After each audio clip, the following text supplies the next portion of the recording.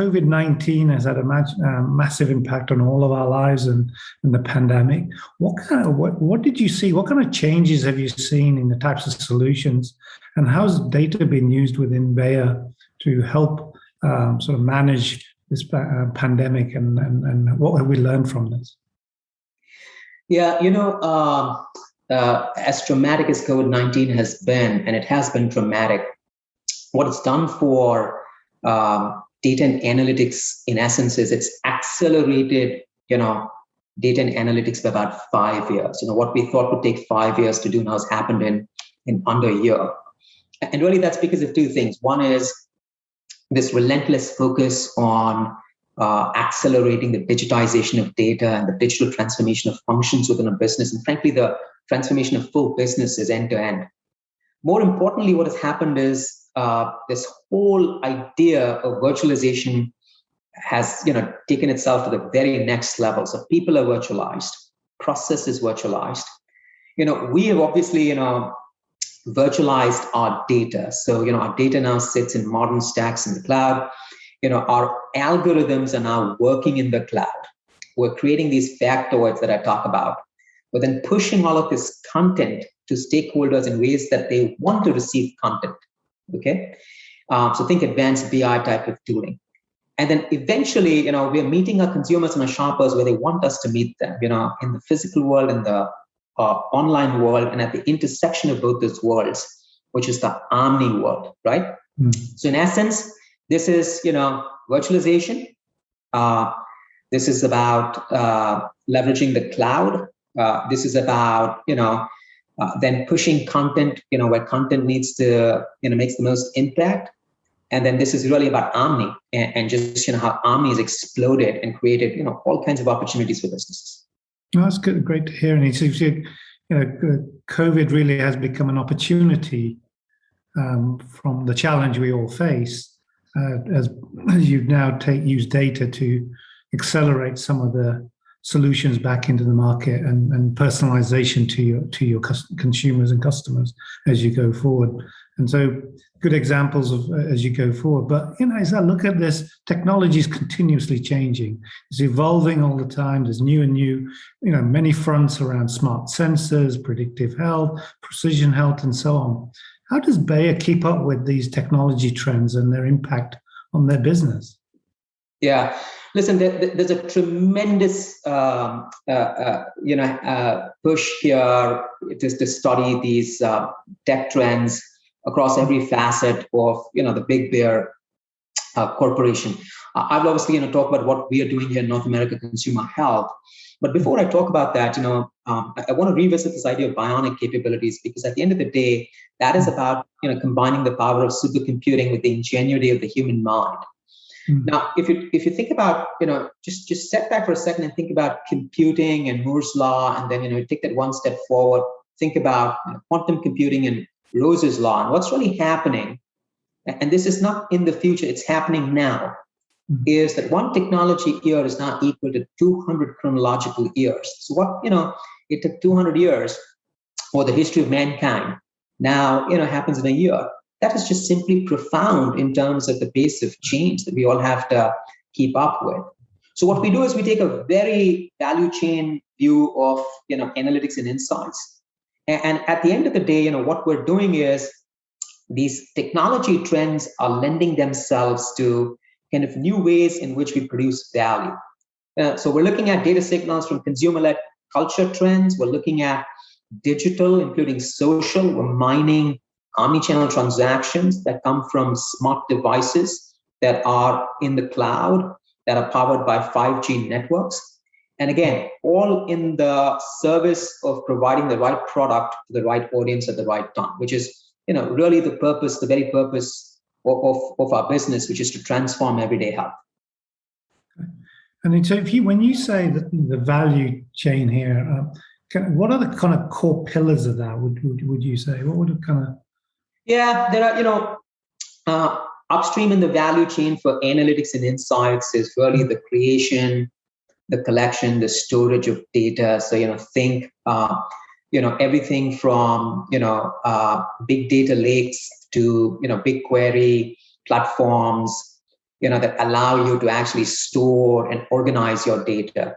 Then somewhere in the middle of the chain comes, all these GUI workflows that one needs to create to then let algorithms work at scale on the data that you've been collecting, storing, and organizing.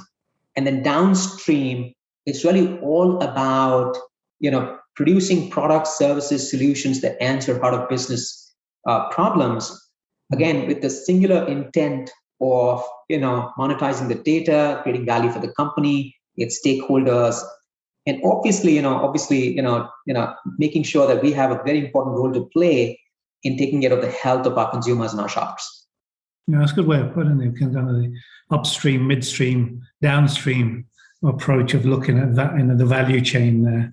And then, as you said earlier, the feedback loop between these. So there's a continuous learning which is occurring as we go forward. That's a great way of sort of putting it forward. But in all this, you need good data. How do you make good data? And I talk to so many of my peers and so on, and the importance of good data governance. What do you think are some of the key traits, habits, behaviors, and processes which should be considered in good governance or good data?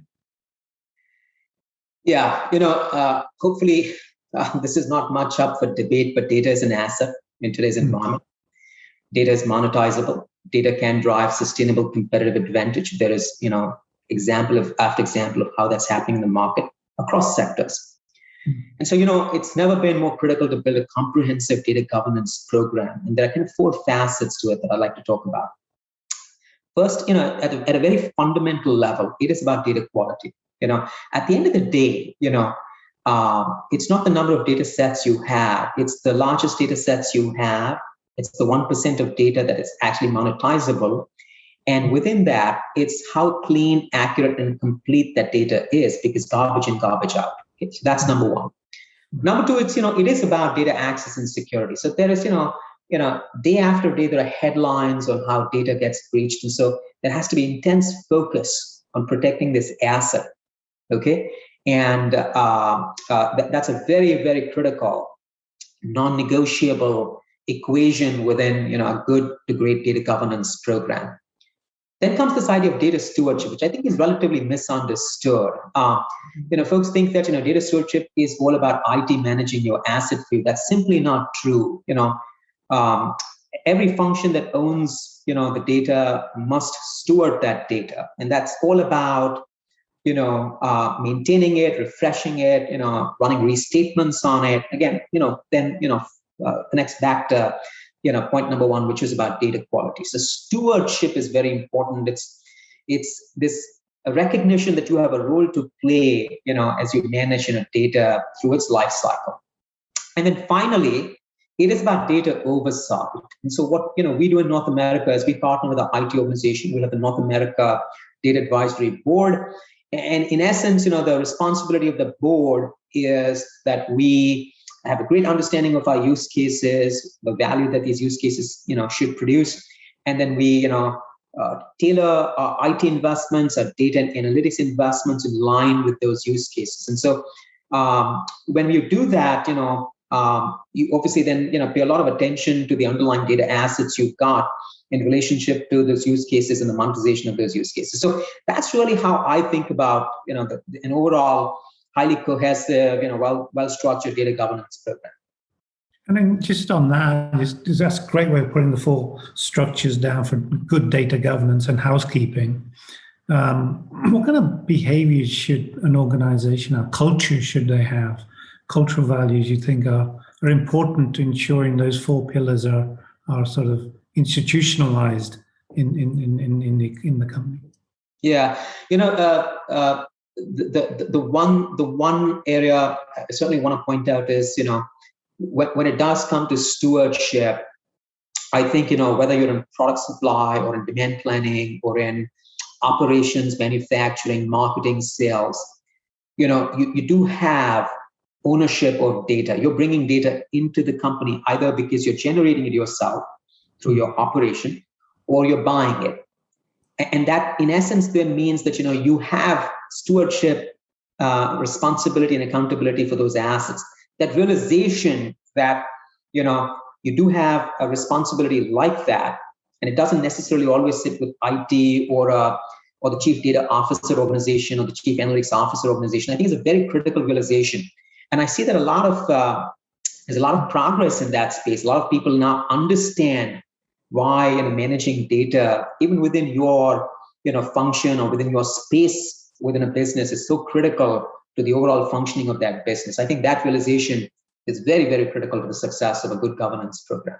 The things I worry less about are management routines, protocols, systems, technology, because those are eminently solvable problems. I do tend to over-rotate towards the change management aspect of data governance, because that is the hardest problem to solve and takes the most time and effort.